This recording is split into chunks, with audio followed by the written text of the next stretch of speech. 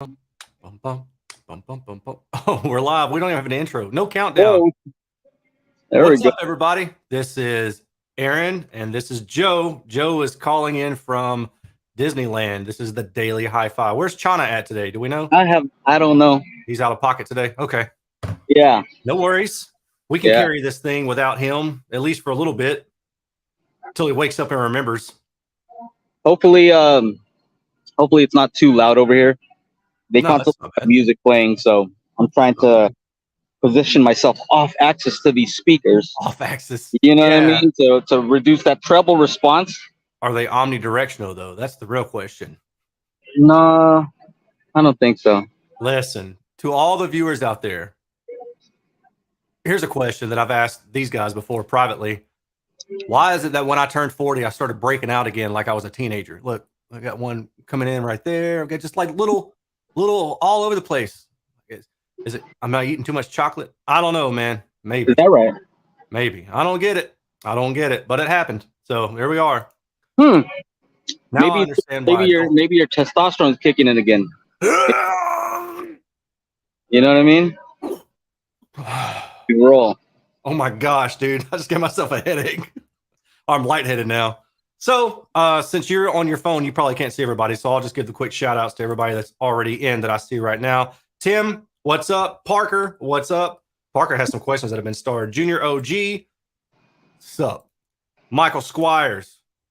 Oh, hold on. We got Keeping Up with the Joneses. Is Joe at Disney again? Yes, he is, because Joe has an annual pass to Disneyland. Sorry, I didn't mean to put your dirty laundry out there for everybody. Right. So let's see. We've got Larry. Right. We've got Junior What's OG. up, Larry? And Junior OG. What's up, everyone? Mr. Junior, Mr. JR, but Mr. Junior is what I'm calling it. Hey, we're just celebrating because we survived that crazy hurricane. You know what I mean? Yeah, I heard about that, man. Survived, man. You see that? I'm glad that you're Look all at that. right. You want to see the aftermath? Look at the aftermath over here. Marv. Look at that. Look at that. I think there's a leaf over here somewhere. No. There's like a leaf. Yeah, it was pretty crazy. That's nuts, man. Yeah, I'm just I glad think that it made one of the like acorns fall off one of the trees. oh man. We're Chippendale around to snatch it up though. Yeah. Listen, Yeah. I never see you post, like not publicly, of course, but even in the private chats, I never see a picture of you with any of the characters. Why do you not do character meet and greets? Why am I not with? I have a picture with Minnie Mouse. With many, but like anybody, like I don't know, Jafar or a princess or something like that, you know. I don't know. I don't know. I I don't remember know. one time I gave Minnie Mouse a kiss on the cheek, and I thought, like, I hope no other people have kissed this cheek today. So she's excited though. Yeah, I don't think they're allowed to talk. You know that? No. Like I heard them like we had that because it's Gracie's birthday today, so we had the I don't know what it's called, but like all the character breakfast or something like that. Mm-hmm. They all come by and they say what's up, Yeah. and they don't talk, they just like click with their mouth. Did you ever see? I don't know if they had it at Disney World. I'm sorry, Disneyland, because they had it at Disney World. The talking Mickey who could respond and converse with. Yeah, it was like maybe right? lasted a year, but it was pretty cool, man. I don't know why they got rid of it though. I really don't know. But they had it at Disney World for a little while. I think they're scared they might say something like inappropriate, If they don't Yeah. talk, they can't say anything wrong. Yeah, like I don't know. Yeah, it was cool though. Like they could actually interact with them. And I don't know if it was like pre-recorded messages. That was the thing that I was always unsure about because there was a little bit of a delay in how they were going to reply to you. And I was like, is somebody like controlling something Oh, I or see. like I just wasn't sure. But the mouth would move with it. Like that's what was crazy. Is it? I mean, Yeah. if you're a young kid, I hope no young kids are watching. If you're a young kid, you think it's legit. I mean, even as an adult, I was like, that's pretty impressive. So Yeah. What you call it? There was a Chewbacca over here, right? mm-hmm. And like, yeah, you gotta make, want to take a picture, and I was like, and he's like, he told me, shh. That was pretty good. I was like, what? I didn't understand. But That's I think it might be that maybe one of the other families might hear the war cry, and they oh might think that he did it, and then they're gonna be, hey, can you do it again? And be like, no, I can't. yeah. So he I just hear told you. me that. So anyway, Yeah. anything audio related that's new with you? No, not really. Actually, there is, but you got a couple questions. Somebody was just asking Marv. No, hold on. Oh, Mr. JR asked if the storms passed through your area, which I think you've already addressed. Did the No, not storm really. pass through your area? Yeah. Yeah, honestly, it was just like in my area, it was just rain, just a little bit of rain. Yeah. So I don't know about other areas. Maybe it was worse in other areas. Yeah. But yeah, it was all cracked up. Like they they made it seem it was gonna be all crazy. But the thing that was annoying about this whole news thing was just that while it was happening, like I could look outside the window and it was just like, it's like rain, Hmm. ordinary rain. But then I'd like just check on the news just to see what's happening, and they were making it sound like it was like all crazy, like all catastrophic, wreaking havoc on stuff. I'm like, look out the window, like, no, that's not what I see. So Yeah. maybe it's just a news thing, but it kind of made me realize after watching all this news stuff about, sensationalize. They have to sensationalize, otherwise That's what sells. people aren't going to tune in. Dude, But if it's you make just it like sound YouTube. crazy, then they're going to tune in, right? Yeah, it's just like YouTube. It's clickbait Yeah. type stuff, man. There it is. I think That's where you got to take notes. You know what I mean? yeah, That's all you have to do. it's tough. We've had this conversation many times. Part of you wants to make a sensationalized thumbnail or a title, but then the other part of you is like, I just don't want to do that. Like I just feel like that's a level. So anyway, I know. I hear have an you, answer man. though. I know how to do it though. I figured it out today. You can send it The, to the me. answer is that you can make a sensational title and thumbnail and all that, Yeah, but your video has to live up to it. yeah, it does. You know what I mean? Yeah, If your video's that good, hey, you can make a crazy thumbnail and title. But if it's a boring video and then you just make a crazy thumbnail, that's when it's like misleading. You know what I mean? yeah, yeah. That actually would be closer to real clickbait, right? Like you got to. That's the thing about click. If it looks like a clickbait title, but the video is very much in tune with the title, then it's not really clickbait. Yeah. Well, today you released a video on the THX Monolith THX 8-inch subwoofer, Yeah. Oh right? yeah. And I So changed the title. you did. I did. What was it originally, and then what did you change it to? Oh well, it was originally just Monoprice, whatever, 8-inch subwoofer, and then I was like, well, I'll make it because I talked about fast bass in it. So I was like, I'll put in fast bass in the title. And then about an hour later, I was like, I don't want to do that because I may actually make that a video, and that's not what the video is about. So I don't want people like to click in just for that like 30-second little side topic. I mean, if I'm going to do that, I'll make a real video dedicated to it. Yeah. Well, definitely, there are some people who bit for sure. Well, I had people commenting before that, and I thought, well, apparently that's what people are keying into, so I'll title it that. But then I changed my mind. Well, actually, there's one comment that seemed like it kind of made sense though. He said like it something to do with like how it changes from one frequency to another, something like that. I don't know that I'd be able to tell, like how well it changed frequencies. Like if you did a sweep, like that sweep was so much cleaner. Yeah. Like that chirp. Yeah. That chirp was, oh my goodness. I think it has as much to do with what you hear in the room based on its location as the alignment of the enclosure. Like if you put it in too small of a sealed enclosure and it's got a high Q peak, yeah, or something like around 50 hertz, and at 50 hertz, it's gonna pop, it's gonna stand out. So it may sound quick or something like that. But well, I'm surprised actually that you tested it sealed. Yeah. Well, it came because I asked Toby about that. Mm-hmm. I said, why is there a port plug, but there's no spec on there, on their website, because they show all the different EQs. Yeah. There wasn't one for the port plug. Yeah. And I asked him like, what is that for? And he's like, keep the bugs out, during shipping. I said, really? Like, Really? That's extra money to it's a nice port. It's not like Yeah. they just stuffed anything in there. So I don't know. I don't know what to think about that. Yeah. I wonder how many people, I mean, I guess a lot of them would notice it, but it comes like that. So I was wondering how many people are going to take this out of the box, sit it down on the floor, plug in and go, and think that it's ported when they've got it stuffed, because it comes stuffed and they don't take the time to pull. And that little bung was hard to pull out, was it not? I was just like, come on, fingers. Yeah. Yeah. For sure. So it does work with the port plug though. Yeah. It definitely still works. Yeah. The response doesn't look ridiculous. No, it doesn't. But I was telling you privately, and I think I messaged or I left a comment that I have 3 of those subs, Mm-hmm. and I really like it. But I immediately switched it over to EQ1 Yeah. because it has the most extension. To me, that's what's so surprising about it. Because I think like the THX EQ is just the limiter is too restricted. Yeah. I don't know. Yeah. Have you noticed that? Yeah. I mean, the output level, is that what you mean?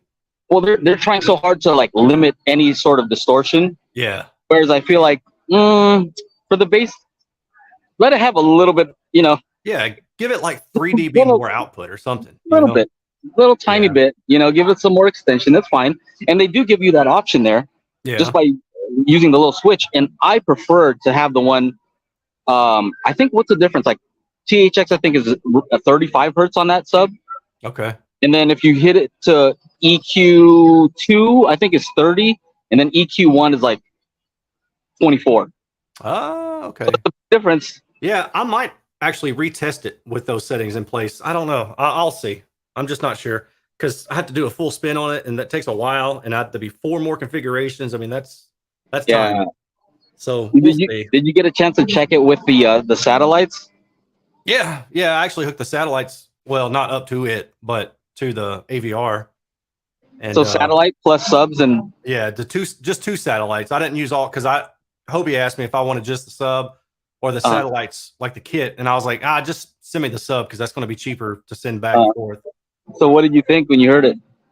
I was kind of it's hard to say. Like I was impressed for the output, but dude, I'm used to having like big bass, like in car audio and stuff like that. So, but when you talk about it in terms of size, it does the job, right? It supplements smaller bookshelf speakers. It does what it's supposed to do. Okay, so how about this then? We both recently, I guess not recently, but a few months ago, reviewed that Cali Audio system. Oh yeah. Right. So Cali Audio and then a little desk bass module and then 2 concentrics, right? Mm-hmm. How do those 2 compare in your opinion? Oh, the Monoprice is better for sure, in my opinion. And I think that is probably less expensive, no? $599 for the other one. Cali Audio. Yeah. I mean, you could buy the whole Monoprice 5.1 kit for $400 something bucks, right? So yeah, that's what I thought. I noticed that they dropped the price on the sub to 2 something. It used to be 3 something, right? And now it's 2 something. That's what I thought too. I thought like, that's why I had those in that comparison. I switched out the other ones. I'm like, man, this setup is hard to beat. I get to put the sub underneath. I don't have to have a bass module on the top. I'm like, and it sounds pretty good. Yeah. No, it's pretty darn good. I was impressed. I'm getting the I told you that I'm getting the KEF stuff and I'm getting the SBS micro.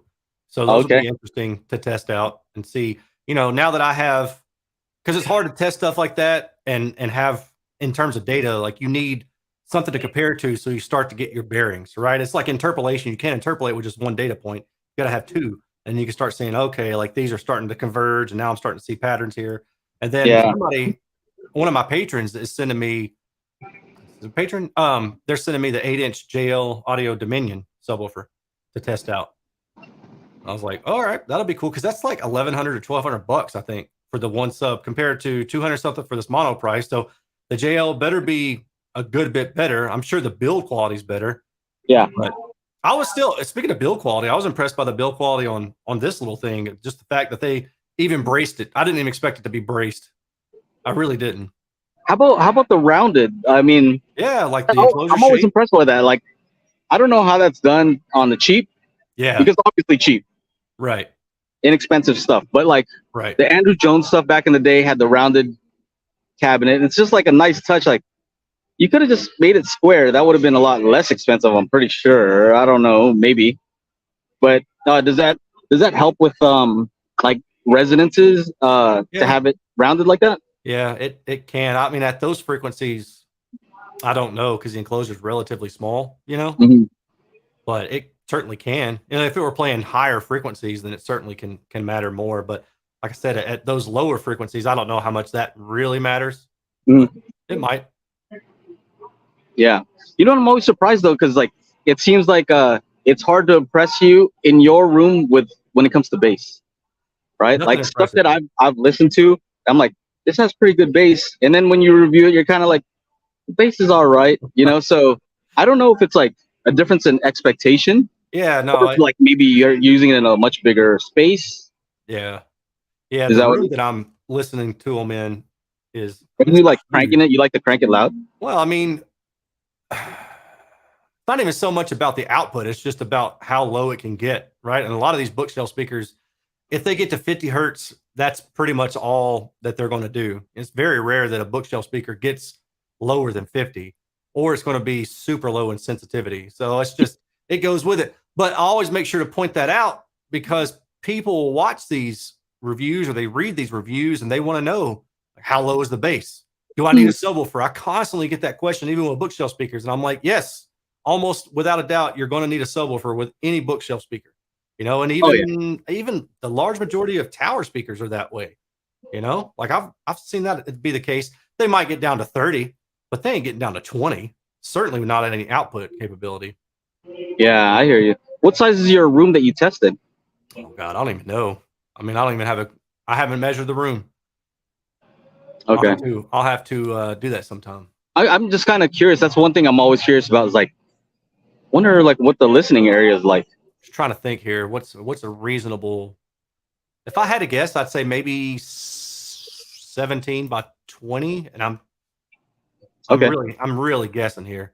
That's the bedroom setup. The bedroom's like that's what I've got in there. Is just my stereo setup, and then the living room is where the TV is and the AVR stuff like. So I switch depending on what I'm trying to listen to. But the living room is maybe about the same size. I don't know. The bedroom is probably bigger than the living room actually. I see. But I don't know. So last week I had Tim over, right? Since he was visiting, and I showed him my system.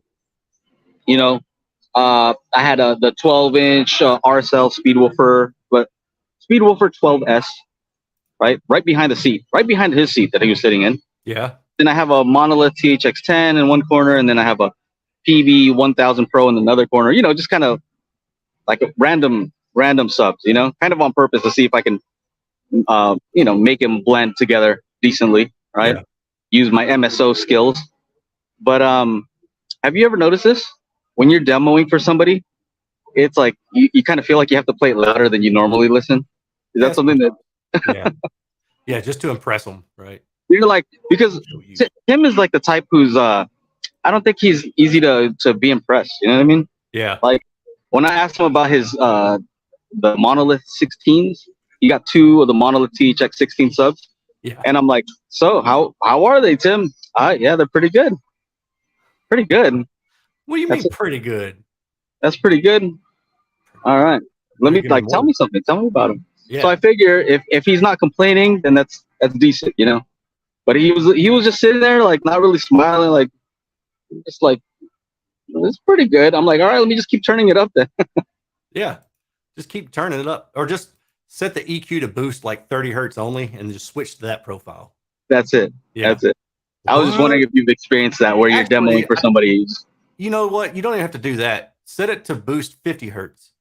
Because all these stock systems, people will be like, man, my bass and my stereo, like in my car sounds great. And then you'll get in and it's just like, dude, it's thumping.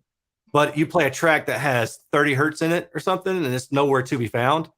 Yeah. And they all have that profile where it's like below 40 hertz or so. It just drops like a rock, you know? And they run these 8-inch small little OEM subwoofers, and there's just one of them. Even my car has that, and below 50, it just goes straight, almost straight down, dude. That's why I'm putting an 18 in. Gotta have that low bass. By the way, I see happy birthday to Reverend Slim. Yes, indeed. It's easy to remember your birthday, sir, because same birthday as my daughter, which I do know. I know her birthday. I know my wife's birthday. I know my other daughter's birthday. I know What? our anniversary date. Come on. Okay. You guys keep making fun of me about that. I don't know what you're I know. talking about, man. Let me just ask Angela though first. Yeah, you better verify. Let me walk around a little bit here. What's up, Ike? Find a place that's not too loud. Yeah, for Let me real. mute And while myself you're for a doing second. that, let's see here. Parker Tufts just got 2 of those monolith 5.1 systems in the mail, 4 satellite replaced. The height speakers in my living room. The rest will be bedroom 5.2. First time multi-sub, no receiver yet. Thoughts? So thoughts on the receiver. Can receivers do a multi-sub now, or do I need a separate device? Some can, right?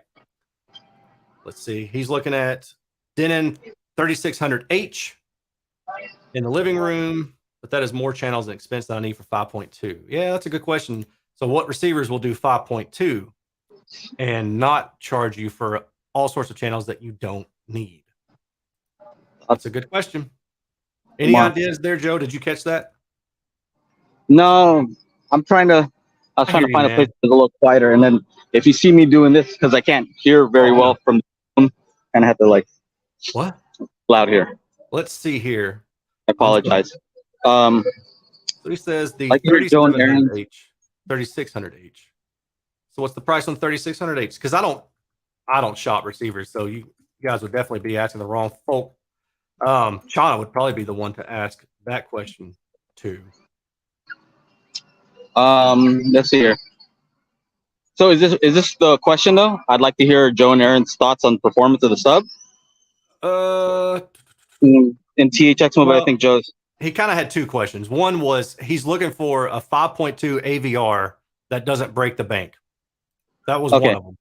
And then the other one was, what do we think about the performance of the sub with the monolith or in the monolith kit? Okay. So I think you just kind of talked about that one, about the performance of the sub with the different modes enabled that they reach lower. So I think that we're good with that one. Yeah. The outstanding one then is the 5.2 AVR recommendation. Yeah. So I would say if you're gonna go with like a Denon, I think that's a good place to start. Just reliable, just because they're using the kind of like a similar platform. They've been using the same platform for a long time, so yeah. Just that leads to stability when they don't change stuff. Mm-hmm. But I would say maybe look for the least expensive one that has XT32 if you're not looking to expand, right? So 5.2, at least XT32 because you have a higher resolution if you were to use multi-QX. All right. So if you wanted to go with one with pre-outs, I think you have to go with something like the Denon X3700H, 3800. You don't have to get the newest model all the time. So it depends on if you're trying to save some money. Yeah. 3600 can do. Yeah. So I think that's basically it. Those are the things I would look out for. The changes aren't huge each model year. Every year they're going to come out with a new one because they have to almost, right? So Facebook Marketplace used accessories for less might be a place to go check there too, because they have refurbed and reconditioned ones often for pretty decent deals. I've seen some people like recommend accessories for less. Did you just say that? Yeah. I've used them myself. Okay. And they're legit because sometimes their prices are like really low. Yeah, no, I've bought a few things from them and I've recommended other people buy from them, and I've not had anybody come back to me and say they've had any issues. A matter of fact, I bought a used Denon receiver from them years ago, and it's still at the house that I sold because I left the system in that house, and the guy's still running as far as I know. I've not heard anything from him about it. That's been almost a year now. Yeah. All right. What else we got? What other questions we got? It's hard to see here. Let's see. Okay. I'll roll through here. Oh, we see Paul. Joe knows all the dates when his wife tells him the dates. There you go. That's right. Yeah, I don't know if I'm seeing any questions in here. I know there's some tough starred, but real quick, side thing about that Denon thing. Mm-hmm. So, they have the X series, right? Which I believe all have XT32, and then they have the S series. They're less expensive stuff. Yeah. So I don't know the exact model numbers. S740, something like that. You know. Right. I've actually got some up right now. I mean, I'm looking at the 1700H AVR 1700H, and it's got multi-Q XT, but it's not the XT32. Yeah. And then I see what you're saying about the S's. I mean, there's a S660H 5-channel. It's 5.2, but doesn't have. Yeah, so I've actually multi-XQ. My aunt wanted one just for just for the HDMI, basically. Yeah. Like she had some speakers, and she just wanted to be able to control it all from one remote. Okay. So I said, well, you need a newer AVR, because she had an old Denon, right? Yeah. And so I just said, just get the cheapest one. As long as it has HDMI, you're kind of good to go, right? Yeah. And I was surprised because the least expensive Denon actually doesn't even have Odyssey. Like it had its own like just generic room correction, and I went to run it and it didn't even run. Like it didn't go through the process. It just kept like sweeping every speaker over and over. That's kind of weird. Yeah, it was kind of weird. So anyway, don't buy the least expensive one. That's for sure. That thing was weird, and I couldn't do anything to it. Like I couldn't apply any PEQs. No way that you can run multi-QX on there. Not even the $20 editor app. So yeah. All the X series have XT, not XT32 until the 3000 series. Thank you, Snoots. Yeah. Thank you for the clarification. Good to know. Let's see here. What else you guys saying? Yeah, I don't have any. All right, so let's see if you can do some brain recalls here.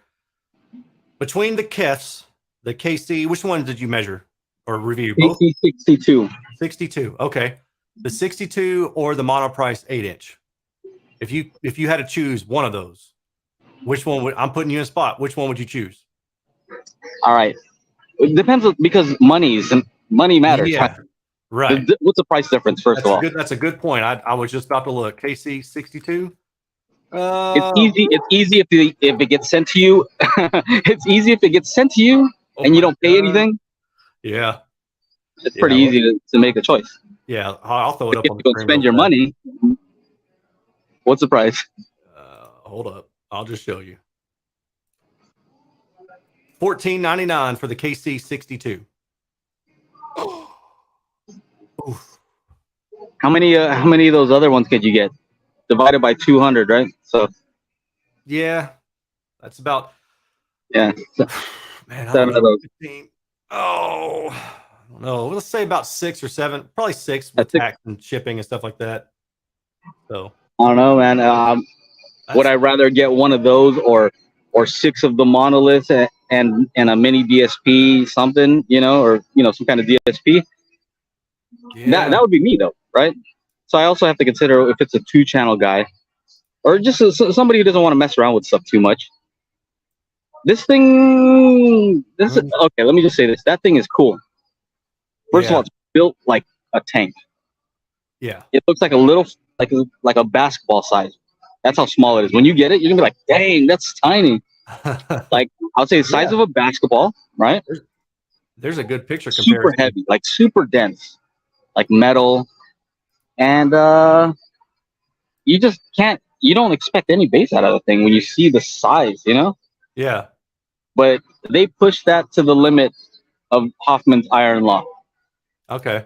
All right. So small, but what they chose bass extension. But they kind of cheated a little bit. They cheated in that they chose bass extension, but that's only at low volumes. As soon as you start turning it up, it starts tapering off the low end. Yeah. And so that's why I said, you're gonna have fun measuring that thing because it's dynamic. Yeah, I have an idea of how I'm going to do it, but I don't know which method I'm going to actually go with, or if I'll just, measure it at some like 75 decibels or something, and then measure it at 85. I don't know. I don't know what I'm going to do yet, but I don't really look forward to having to measure it multiple times. But I do look forward to getting to play with it and see how good it is.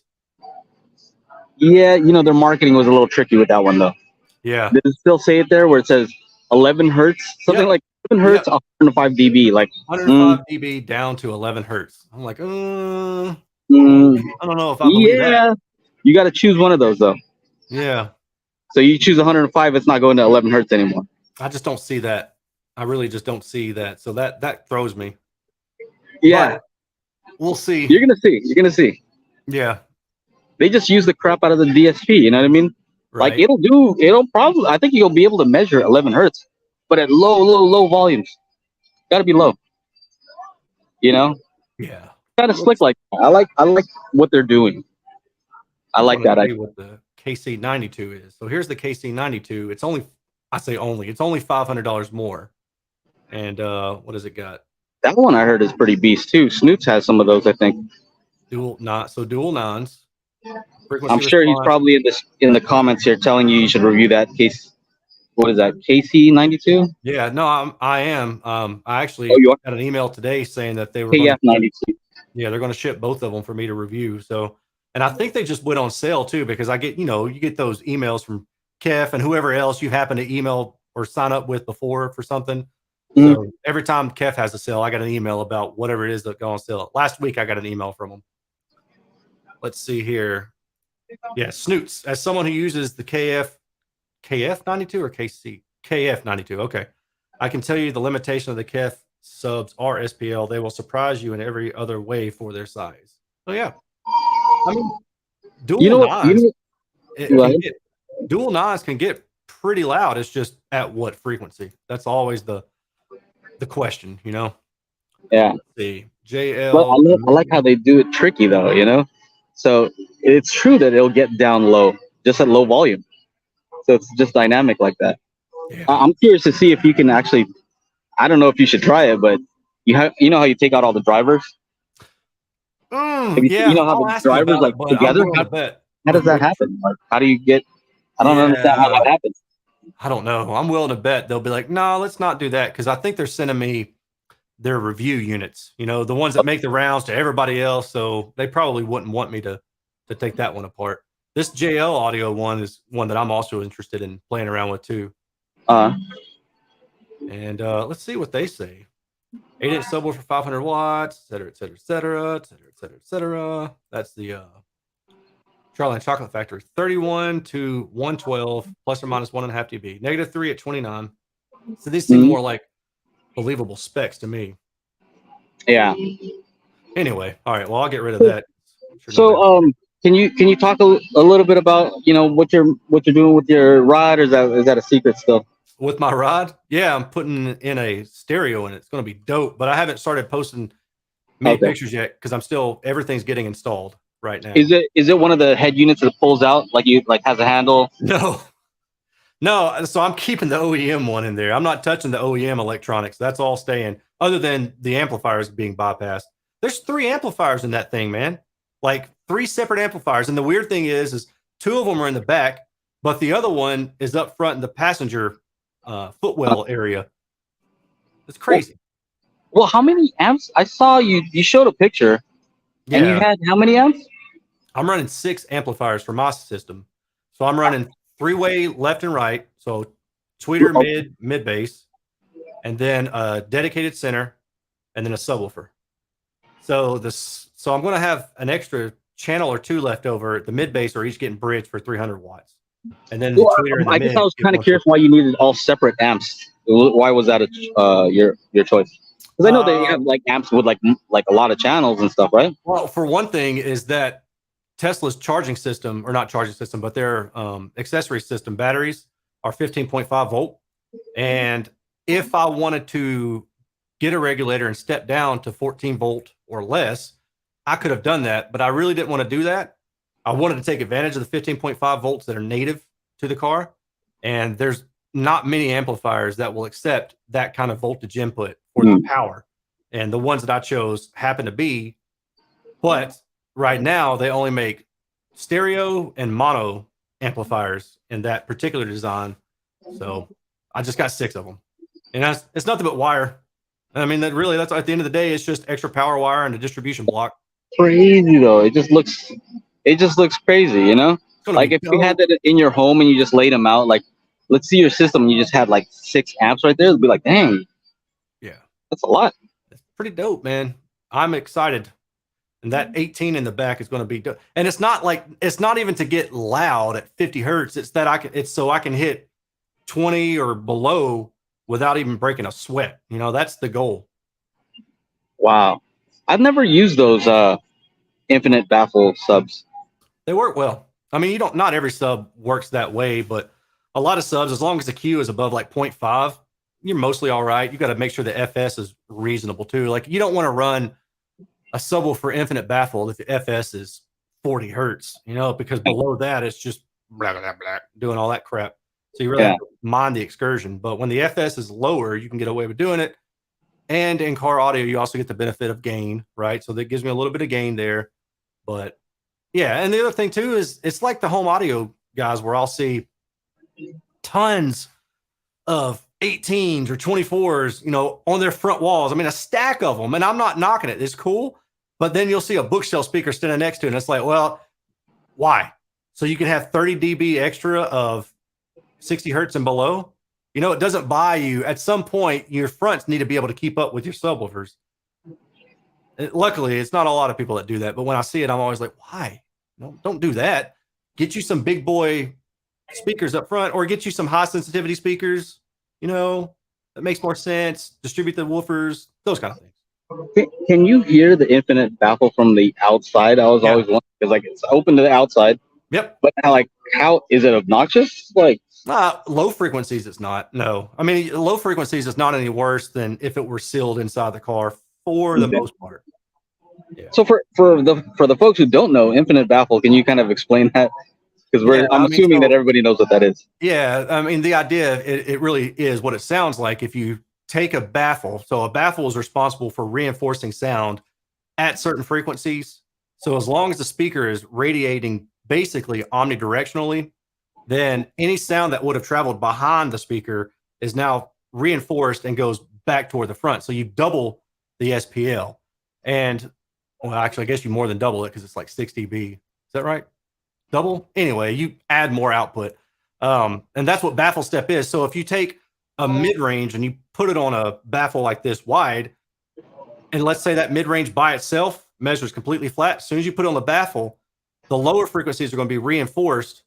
The low to mid frequencies, because again, you got to worry about radiation. Some frequencies will be reinforced, other frequencies won't, and they'll just kind of drop in SPL. So you'll get in the response, you'll kind of get like a dropped off response. That's baffle step response. So with that in mind, an infinite baffle will provide infinite reinforcement to the lowest of frequencies, down to 1 hertz. If it were truly infinite, it would reinforce the lowest of frequencies. But there's really no such thing as a truly infinite baffle, right? I mean, maybe it's the length of your room, and that's 20 feet. 20 feet, I don't know what that is in wavelength, but let's just say it's 40 hertz. I'm making up a number. So you would get reinforcement down to 40 hertz, and then also your room plays into that kind of thing. But that's what infinite baffle is the idea that the baffle is reinforcing the lower frequency content fully. So in a car, like what I'm doing, it's a different take on it, right? So in car audio, infinite baffle isn't truly an infinite baffle. It's the idea that you're putting a speaker into a location where there is no restriction from an enclosure. So that's the flip side of it. And that's how it's often used incorrectly, but we understand that's what it means. So the other side of infinite baffle isn't so much about the baffle. It's about that there is no enclosure impeding any of the acoustic function. I just had a funny image. Yes. Is it that, like, if you wanted to imagine what it'd be like to be inside of the subwoofer enclosure, that's you. There's a sub, and that's just you inside of the enclosure. Right. Yeah. No, that's very true. And then I guess the other way to think about the reason that people would want to run infinite baffle is because if you take a subwoofer and you put it in the right size enclosure, the roll off is the roll off is always dependent upon the enclosure size or the enclosure design, the porter seal or whatever. If you make that enclosure too small, then what you wind up doing is you create a peak at some frequency, but then it rolls off drastically below that frequency. And the opposite is if you go so large that the enclosure has no effect on the performance of the speaker. It's basically like there's no enclosure behind it. And that's in car audio, that's what infinite baffle is. And in home audio, really, I guess that's kind of the same thing. You'll see people do manifolds, like multiple drivers, dual opposed on a manifold, stuck in the ceiling or the sidewall or something like that. There's all sorts of ways to do it, but those are the two uses of the term infinite baffle. Well, the way that I can kind of understand it is like the way my brain works is I kind of take it to the different extremes, right? Yeah. So if I take a sub, if anybody's taken a subwoofer and plugged it in and like played something out of it, that you don't hear any bass. Yeah. That's like, what do you call that? It's like the opposite, like a zero baffle. Huh? Yeah. Yeah. And why is that? Why is it that you don't hear any bass? From just a subwoofer on its own. I mean, I think I know the answer, but I'm playing along so that you can explain it. There's no acoustic suspension from the baffle or from the subwoofer enclosure itself either, because the subwoofer's enclosure is what makes, I guess, the subwoofer do certain things, right? It'll change the response of the subwoofer natively, and so you can get to a certain tuning frequency or things like that with the right enclosure. Angela said head to where we are. So somebody said free air. I haven't heard that. Oh yeah, free air referred to isn't it the same as what it used to be? Yeah, so not in my experience, but I'm familiar with that. Free air most of the time is people will just hang a subwoofer off a rear deck. And the problem with that and what makes it different than infinite baffle is an infinite baffle, that baffle is sealed off completely. So if you're talking about the rear deck of a car and you put a subwoofer or let's say you hang some 6x9s off of that thing, that rear deck has holes in it so the panels can snap into place and various other things, pressure points and stuff like that in the car, pressure release points for the car. So that way, when you close the door, your ears don't pop. There's vents on that vent to the outside of the trunk. And if those vents weren't there from the rear deck into the trunk area, then your ears will pop when you close the doors. So that wall or that deck isn't completely sealed off from the trunk. Infinite baffle, you would lay like a layer of MDF down on top of it, and then you would spray foam it or silicone it. You would seal up all those holes so there's no cancellation of any sound waves from the rear of the speaker to the front of the speaker.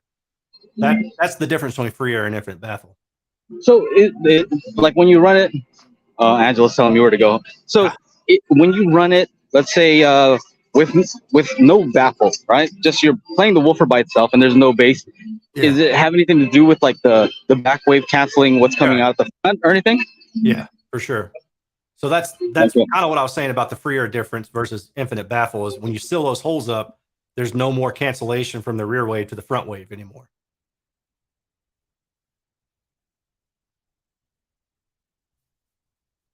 Uh-oh, we losing Joe. Here, while Joe's coming back, Marv bought a pair of Polk R200 for $350, sold it for $500. Now there is a pair of SBS Ultra Gloss Black for sale with stands in my area for $500. Thinking of buying them to try.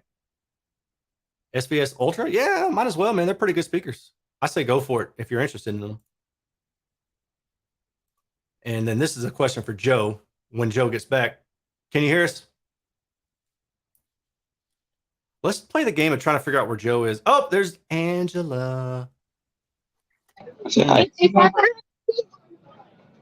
Angela. Right here. Oh, okay.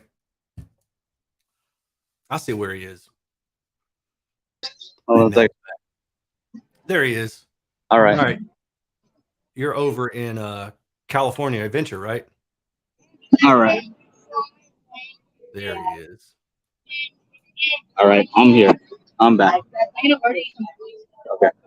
Sorry about that. No I know worries. this is very unprofessional, but this is a Daily HiFi podcast. I mean, we can talk about anything right here. That's exactly right. Happy birthday to Gracie. Happy birthday. You're Hi, welcome. Mom. Ooh, who's that lovely lady? Hi, Rem. Hey, girl. So that's what I'm up to. So if it's a little bit unprofessional, then so be it, you know? Yeah. I'm here, right? That's what this is. You showed up. How did you set up your 3 subs, your monolith 8 inches? And how so 2 of them are in my living room it's a pretty large space. but it works. I have them corner loaded. Mhm. I always like to corner load the subs because extra output. Might as well. If you're running EQ, then That's you can what I fix like to some other do. I stuff. just, if there's extra bass caused by the room, okay, cool. I'll take it, and then I'll just EQ out what I don't need. Yep. I'd prefer to do that. So that's how I have the two, and then the other one is in my studio when I have it set up near field, meaning, it's near field. So basically, I don't need very much output, which is good because it doesn't have a ton of output. So that's why I'm able to put it to the 24 hertz setting, the EQ1, and it sounds awesome. Because I don't need so much output. So that's the way I have it set up. Yeah. Oh, does that answer it? I think that answers it. Yeah, and I think Parker probably needs to play around with just moving them to different places. See what works best. Pick corner pick loaded, like pushed up all the way up to the two walls. Yeah. Yeah. I mean, not touching. What I try to do is I try to make sure that no cables are touching. Like you don't want it like so your RCA cables are up against the thing. You don't want it that. Right. Just somewhat close. You could stack them. Just put all three of them right on top of each other like rail. AA says I'm getting the 12S from RSL this week. Woohoo! It's a big boy. You don't want to review those, Aaron. Stay with those small subs because that thing is. Subs. Keep my back. I'll warn you beforehand. You know what I mean? Like when the monolith, I should have the original THX 13. I should have warned you. Like just pass on that one. Dude, that 12S, I would have to say it's awesome, but for your back, for your health and safety, I would say pass on that one. Yeah. They have instructions on how to get it out of the box, so just that lets you know. Yeah, I'm good.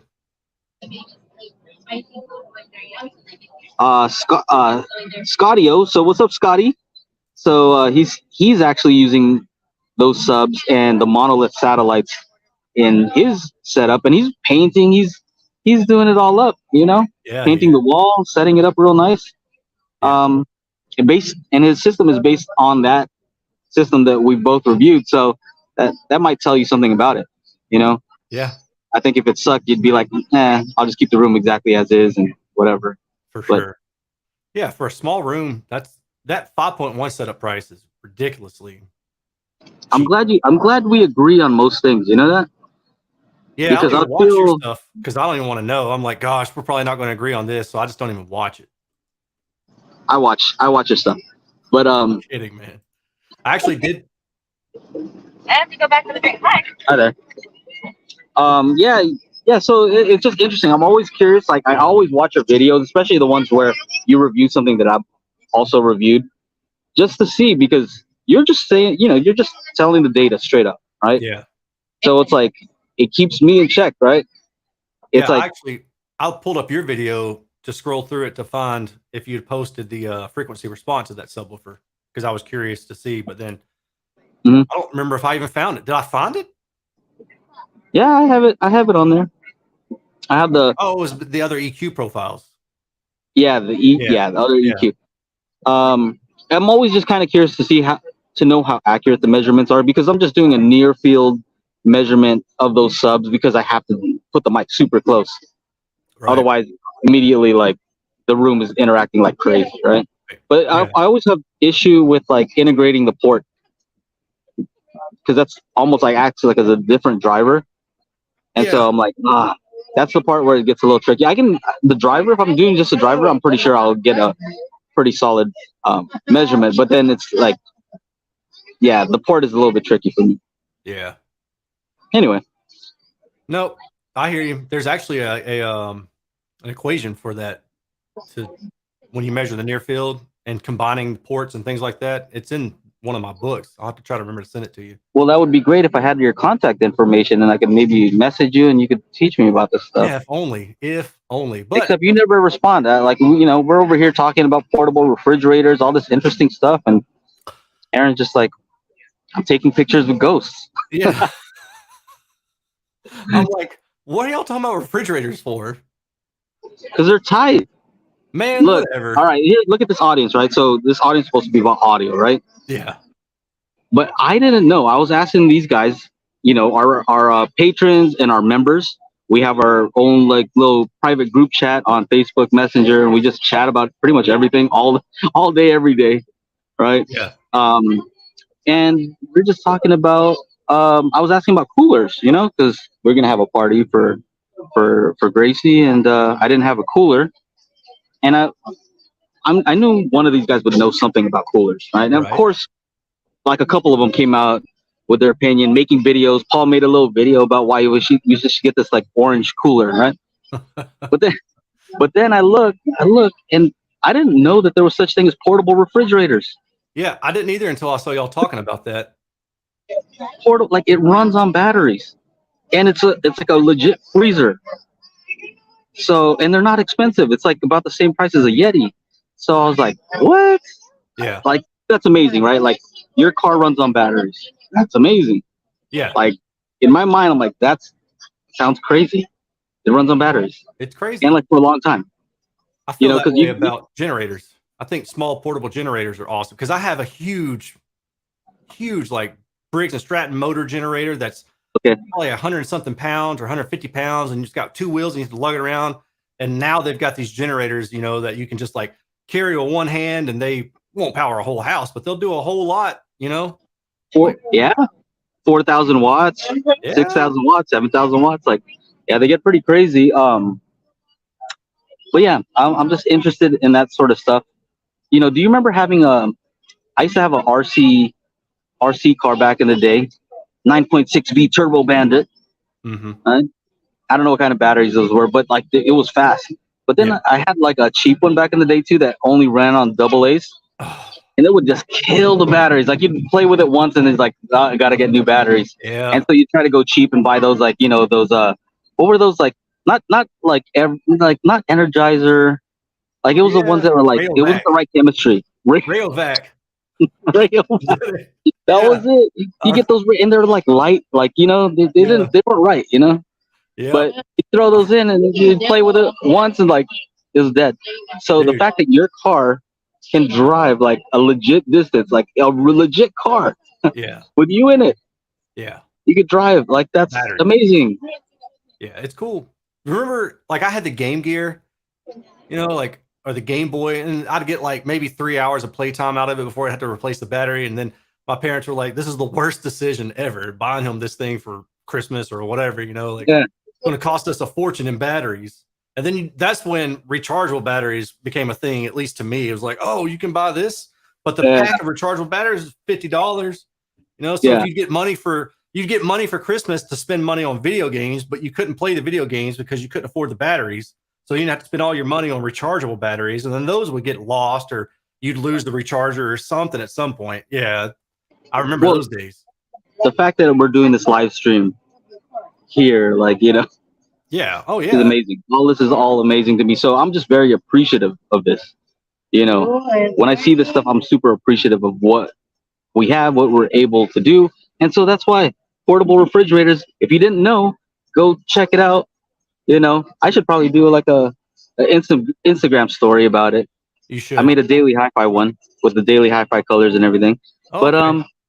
it runs on a battery for like it can run for like days. It can run for days, and it's like a freezer. Anyway, that's amazing to me. And I don't have. Look at you were saying the other day. Oh, you don't have any product. There it is. Yeah, man. We got a hat on, so you don't need product. Yeah.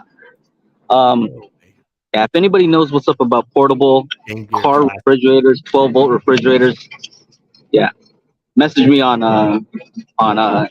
Instagram or something. I don't know. Oh, not gonna lie, Rayovac rechargeable work pretty well for my remotes. Yeah, for remotes, I think they do, but for anything that seemed to consume power, you thought you were getting a good deal. It's like, man, I can get a pack of like 20 batteries for $10 or whatever it was. All right, and then they'd last like an hour. I remember my first MP3 player I bought with money from my high school graduation. So this was 2001. Yeah, 2001. And I don't remember who made it. I do remember that it was 32 megabytes, right? It would hold 5 songs. Like that's all I could get on it. And it took 1 or 2 AAAs. It would die within 3 or 4 hours tops. I was replacing the battery so much on that thing that I finally just got rid of it and went back to a CD player. So this was when I was riding BMX. I would have the CD. I would have to cut my pockets, like the outside of part of my pockets, just so I could cram the CD player down into my pocket. And I rode around the CD. And then finally it came out with was it J River or River something? I think had like a little portable MP3 player. I bought that, and then Apple came out with their original shuffle. Remember that with the USB? It was a USB. Yeah. You plug it right in your computer. And that was my first like legit MP3 player. Was that Apple Shuffle? I thought I was riding Cloud Nine. iRiver. Here's a question for you. So the good batteries back in the day were like alkaline, right? So it said alkaline on it. What did it say on those railback ones? You remember what kind of chemistry it was? It was a different chemistry. See, let me know in the comments here. I'm sure one of you guys knows. Let me know what kind of chemistry on those railbacks, because they were lighter. There was something different about them. Yes, that's when the Apple iPod killed it with the. So I owned an iPod, but I still had a shuffle because the shuffle could just take a beating. The iPods had a hard disk in them, right? But the shuffles were flash memory. So I could ride with the shuffle and I could like crash and land on top of it, and it would just take a beating and never skip a beat, literally. But you can, if you rode with an iPod, you could skip it. And if you had a bad wreck, that's $300 or $400. And at that age, I think I was probably 23, I guess, when those things came out. That's right. Michael Squires knows nickel. He says nickel. Was it nickel cadmium? Cadmium. Yes. Nickel cadmium. Like, no. I had a Zune. I'm so sorry, man. I had one friend who had a Zune. I mean, Microsoft did some great things. Whoever made that thing. Yeah, the Zune was garbage. And Microsoft Paint. Now they got Paint 3D. That's cool, but Paint's terrible as well. But the Zune was a travesty, man. I remember trying to load music onto my friend's Zune one time, and the amount of hurdles I had to jump. I don't even know why they bothered with that. They should have just said, "We'll let Apple handle this and focus our efforts." Zune was the best. I like it. Hey, one time, Angela bought me for my birthday. It was like the first year we were together. Okay. First year we were together? Was it? Yeah. She bought me for my birthday an HD DVD, like when they first came out. Wow. And it was kind of like, it was like that in between. Yeah. We weren't sure which one is gonna win. Yeah. And I was just like, oh, thanks. And then was it 300? Yeah. She's like, you don't like it, huh? I'm like, nah, I don't know. I don't know. It's gonna be Blu-ray. I think it's gonna be Blu-ray. Uh-oh. we returned it. Thank you for that. We still joke about that. It's like a funny thing. Your face when you opened it was so like. Oh. I wasn't impressed. Bummer. Yeah. It was a nice thought, though. All right. I still have a mini disc player. Is the comment right? I don't have one anymore, but I had two of them, and those things were pretty awesome too. I do remember those. It just took forever to transfer stuff to them. Michael Squire says, follow the prawn industry. Yeah. If you want to know what media is going to win, follow the prawn industry. I'm telling my sister, because that's very appropriate for this. Yeah, prawn. Remember Napster? I got a lot of DJ only club mixes, was the only one to get them without being a real DJ.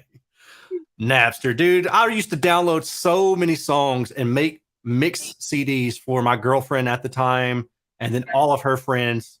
And I remember great days, man. Napster was the bomb. Oh. I still haven't. We should just DVD player. Our show should just be all about reminiscing about the old audio tech. I'm okay with that. Then LimeWire, okay, and then there was BearShare. That was another one. Oh, BearShare. That's the one we forgot. BearShare, Morpheus, FrostWire. What do we got? What you got? Kazaa. Yeah. I said LimeWire. Kazaa. That's what it was. Hilarious. I used Kazaa more than the other ones. Man, we were some straight up pirators. Kazaa. The Zoom was the worst. It would start off fast and then transfer was slow to a crawl. Yeah. How about the AOL chat rooms where you had to like say a little something and then they would send it to you? ASL. Just send it to your email. Oh, AOL? See, yeah. Who remembers that? You got to go in the chat room and then make a request. Yeah, I remember getting, what was it, like a video, some video games from there. I remember not Three Doors Down, Third Eye Blind. Third Eye Blind's first CD I got from that. I remember, dude. I remember my first MP3 was Will Smith's "Getting Jiggy with It." That was my first MP3, and I wanted to ride with it, but they didn't have MP3 players. Then I was in ninth grade, so I downloaded it. I played it over my speakers, my computer speakers. I had a tape player, and I hit play and record at the same time, and recorded the audio off of my PC speakers. That's how I was able to transfer it to a tape. That's hilarious. I remember one of the first things, I used AOL for, and don't say prawn, because it's definitely not that. I'll just tell you right now, the way that those loaded, my mom's always, the way it loaded, man, you couldn't, you know what I mean? It'd be like, you'd be over it. You'd be like, you can't do it anymore. I'm hungry. Not appropriate at that. It wasn't ready, Yeah. But I remember the first thing I looked for was like all the moves for Mortal Kombat 2, and like all the finishing moves. Yeah. And I'm like, oh, I got them all, and then I took it to the arcade. Like, yeah, let's see what's up now. Yeah. I know all the moves. I remember those days too. I remember downloading. Now you just press pause and it shows you all the moves. Does it? Yeah, like on a console, you press press like pause and it shows you all your moves right there. I'm like, that's not. You don't have to memorize them. You don't have to memorize phone numbers. Yeah, that's not cool. I don't appreciate that at all. You got to make it harder. Have you seen the commercials for Mortal Kombat 1? Like the new Mortal Kombat, but I think it's called Mortal Kombat with the number 1. Yeah. Okay. It's like I guess it's a throwback to, I don't know, maybe one of the people in the chat could tell us, but the way I take it is it's like a prequel, I guess. But the graphics look ridiculous. I quit playing video games a long time ago, but when I see Mortal Kombat stuff, I'll watch it. Just I'm curious. Yeah. He says you couldn't save Nintendo games, had to beat it unless you had a Game Genie. Unless you had a Game Genie. The Game Genie's like magic beans for Nintendo. You see what I'm saying? Yeah, I threw that in right there. There you go. It's Mortal Kombat reboot. Okay, all right. I was curious. It looks like it has like a bajillion characters in it, though. It's crazy. Oh dear, sorry. Way to go. What else is so Sadio? Okay, 7+. All right. I'll stand it up. What else you got going on, man? What else you got? I know you have your back thing, so I don't want to keep you too late. And I got my family. I got food here, waiting for me. So, and I don't know. Chana's probably sleeping. He probably forgot. So. Yeah, he might be. What else do I got going on? Nothing, man. I've got Triangle Borea, BRO3. I've got to do those. Dude, that's an old speaker that was super popular. But I've had a lot of people ask me about it. So, and one of my patrons asked me if I would review it, and I was like, sure, why not? So I ordered it, and it's all right. I'm just like, ugh. That's exactly what I was saying. It's all right. It looks nice. It looks kind of nice for what it is. Yeah, I think with that one, you're paying more the face for. Plug, what do you think about it? Little notch it doesn't. From that? I don't. There's some issues. I think the crossover is too high on it. I'm actually going to remeasure it, not fully, but I'm just going to figure out where the crossover point is on it. I think the crossover is too high. So when that came out, like there were other YouTube reviewers that are raving about it so crazy that, like when that happens, like the thing better freaking be good. Yeah. Right. Like if you're raving that much, like if you're saying like if you're saying there's gonna be a hurricane, better be like a little bit more than some rain. You know what I mean? You would hope. Maybe so, you would hope. But.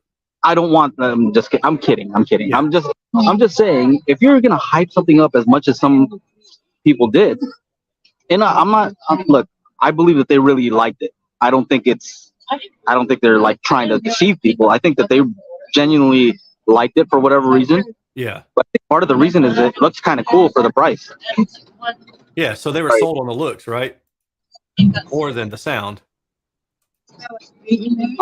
Psychoacoustic. But yeah, when I heard it, I measured them. I'm like, I guess, I think there are better values. It's not a bad. It's not the worst speaker, but it's not like the craziest speaker I've ever heard. Yeah, I mean that to me that one is the perfect speaker for a non-reviewer, meaning that it's the perfect speaker for affiliate links. because it's a good price. It looks good, and it's all right. So if you are just a shill, then you review it and you say great things about it, and then you snag an affiliate link down there, which I do affiliate links. So it's not that. It's just about deceiving your audience. So those are the ones that I have issues with, where I'm like, really? Like, you thought this thing was great? Like, are you freaking deaf? You know?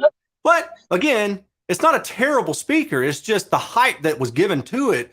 I expected this thing to be really, really good, and it's got too many flaws for them to not be noticeable by somebody with decent ears, or just given a pass. You know, Yeah. so stuff like that. And that's not the consumer's fault, because plenty of consumers like it. But I don't know. Anyway. Yeah. So, all right. Yeah, it's an all right speaker, and it's just when it's hyped up like that, you expect much more. And I think what it is it's a brand that's not extremely popular, right? Yeah. So if you were the first one to review it, right? Let's say if you're that type of reviewer, I don't know exactly. I'm not saying any specific reviewer, but if you're the type of reviewer who wants to get lots of views, that's your main goal. Then if it's a speaker that looks good, a name that other people haven't heard, now you're introducing this to the world. Yeah. At the speaker, it's the Triangle Bro 3. Woo. Yeah. Right? So if you hype it up, then it's like everybody's very interested in it. Yeah. So I think that game is over now, though. The Cripple guys are here. The Cripple guys here. Not a bad speaker. I just want to reiterate, because I know somebody out there has it, and I truly don't think it's a bad speaker. It's just the expectation was set so high by all these other reviews that when I heard it, it's almost like it's the opposite. It had the opposite effect for me, where I'm just like, all right, I mean, okay, but I don't get it. It's not that great. If nobody had told me anything about it, I might have went in with no expectation, and it might have worked out better for the speaker. But luckily I have data, and the data can tell its own story if people don't want to take my subjective opinion for it. We've got that, and that helps. Exactly. Yes, same deal. All right. Well, hey, we're up over an hour. I don't want you to be standing for too long. I got to eat a little bit, and I want to hang out with the guys in the after show. Yes, sir. All right. Well, we'll end it here, man. You enjoy your family time. Tell them we said what's up. Happy birthday. Talk to y'all later. All right. See you guys. All right, man. Later. See you, Aaron. Later, bro.